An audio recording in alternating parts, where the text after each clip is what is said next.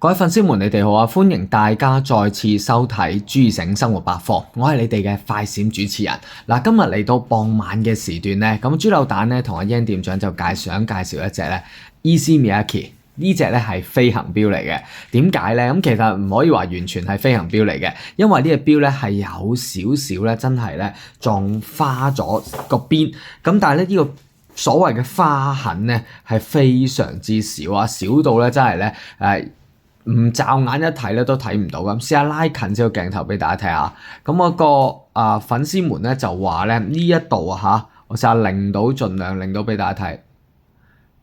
睇下可唔可以睇得到先。其實真係好少啊，講緊呢個位置啊，呢個位置一點仔嘅一個花痕啊，咁啊其實都好難睇得到一點所謂一點仔喺邊個位置啊，我自己都唔係好覺。咁但係如果佢話真係有嘅，唔緊要啦。呢度見到啦，呢度一點仔見唔到，呢個位置一點。係啦，咁佢就話錶殼有一點仔，咁啊寄嚟嘅時候咧，可能咧供應商寄嚟嘅時候咧揩到啦嚇，錶框錶可能揩到少少好輕微，真係輕微到驟眼一睇都睇唔到嘅嚇。咁佢就話有個花痕，咁所以咧就變咗咧就飛機咗阿 Yan 店長嘅。咁啊嗱，呢個咧就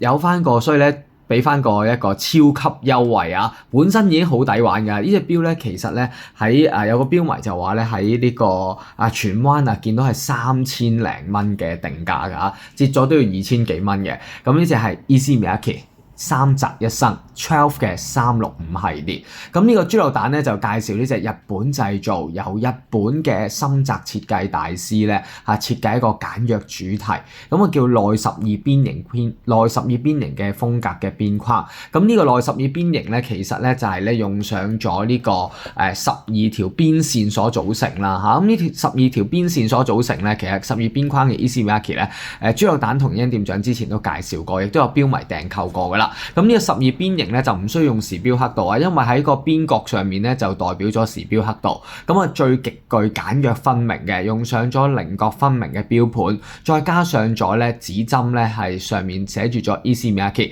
標盤上面就冇做 logo 嘅，任何 logo 都冇嘅，簡約嘅設計，三眼仔嘅一個佈局。咁而三眼仔分別就係一個日曆嘅指針盤啦，啱啱遮住咗，一個星期指針盤同埋一個小秒針嘅 small second。咁呢個錶咧係石英錶嚟嘅，行電池嘅。嗱 Issey Miyake 咧三宅一生咧呢個品牌咧其實係由精工嘅代工廠啦，著名嘅精工代工廠所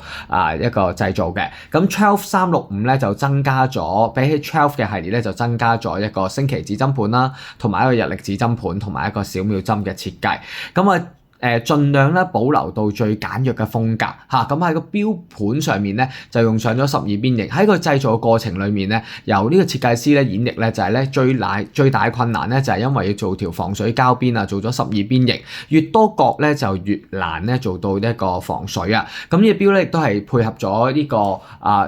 跨過咗呢個難度啦嚇，咁啊做咗生活防水嘅12邊形，咁而玻璃都用上咗12邊形嘅，係12邊形嘅內邊框內邊框嘅嚇，咁減除咗省略咗一啲多餘嘅裝飾啦嚇，盡量將隻手錶咧做到極簡嘅主義。咁錶冠嘅位置咧亦都係做咗極簡嘅主義啦，冇滾花式狀嘅坑紋啦嚇，純粹 plain 嘅光身，咁擺咗喺3時位置。嗱呢隻錶係全新錶嚟㗎，咁但係咧個錶迷咧就要求比較高啊，咁佢就話呢度聲稱咧1零嘅時候呢度有一點仔，咁確實有嘅，真係有一好輕微，但係輕微到咧真係我都唔係好睇到，要某啲角度真係先睇得到嘅嚇。咁嗱呢個錶帶方面咧採用咗棕啡色嘅皮帶啦嚇，棕啡色皮帶啦，咁做咗一個冇耳腳嘅設計。咁由於過年嘅關係咧，我就唔想退翻俾個供應商啊，費事佢一開年咧，聽日一開年咧我就做退貨，咁所以咧就以一個平啲嘅價錢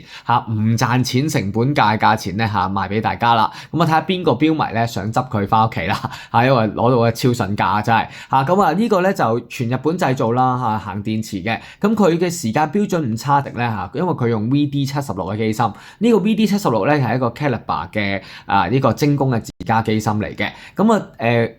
佢嘅時間標準誤差值咧能夠做到正負嘅20秒每月啊。佢採用咗配搭翻呢個 SR626SW 電池咧，大概3至4年度先需要更換電池一次，3個巴嘅防水嘅。好啦，錶扣嘅油環咧就做咗棕啡色嘅皮帶襯翻棕啡色嘅油環啦，同埋做咗一個不鏽鋼嘅金屬嘅光身嘅裏仔針扣。好啦，睇埋個錶底先。嗱，錶底咧就做咗一個螺旋式鎖嘅一個底蓋啦嚇，咁上面咧就寫住咗 Made in Japan 嘅嚇，日本製造嘅嚇，呢度寫住 Made in Japan 嘅，咁啊寫住 Issey Miyake 啦嚇，呢個日本嘅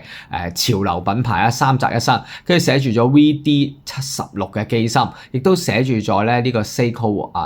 嚇代工嘅嚇，呢個精工代工嘅 Water Resist 3個巴嘅防水，咁啊有個做設計嘅朋友就話我聽啦，其實你要排呢個字體啊，喺個密麻嘅一個底蓋上面啦，排到大細分明啦，咁啊跟住再加上咗咧佢嗰個佈局咧做得好舒服啦，望落去，咁呢個亦都係有一定嘅難度啊。好啦，反翻過嚟俾大家睇下先，呢個 12嘅365系列，咁啊呢隻錶咧試下剔起咗錶冠啦，嗱佢有停秒功能嘅，剔起咗錶冠見唔到有停秒功能嘅，咁我試下咧向上轉動，順時針方向校時間。嗱老實講啊，剔起咗錶冠之後咧校嗰個時間咧。確實要用啲力嘅，因為咧佢比較跣手少少啦，粒錶的一嚟比較細啦，二嚟佢冇做過坑紋啦，咁所以變咗要剔起佢咧要用啲力咧先可以轉動嗰個錶冠嘅。好啦，跟住半格咧我剔起半格，校嗰個日曆槍啦，半格向下轉，見唔見到轉個日曆槍？咁譬如今日係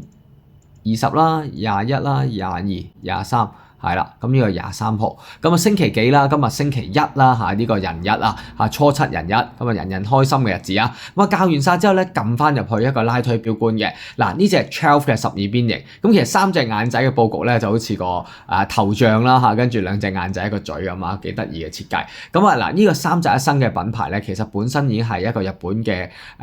潮流嘅領先品牌啦，咁相信咧好多粉絲們咧去過日本咧都會見過呢個品牌啦。佢最出名就係個皺摺袋啦嚇，咁佢哋嘅衫褲啦係都係一個皺摺嘅裙啊、皺摺嘅袋啊、皺摺嘅褲咧都係好出名嘅。咁而呢個12邊形邊框嘅手錶咧，12嘅系列咧亦都係同樣咁出名嘅。好啦，講到呢度啦，嗱呢隻手錶咧就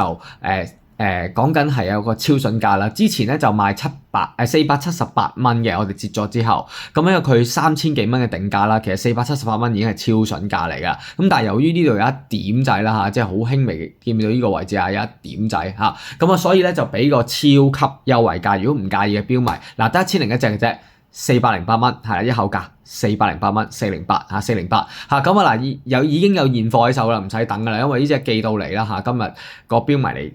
選購嘅時候佢就介意嗰一點，咁話同佢換過一隻，佢又話唔等得啦嚇，一日都唔等得啦，咁就算啦，咁我又都唔想退翻俾個供應商嚇，咁睇下益街坊啦嚇，益錶迷啦嚇，咁呢個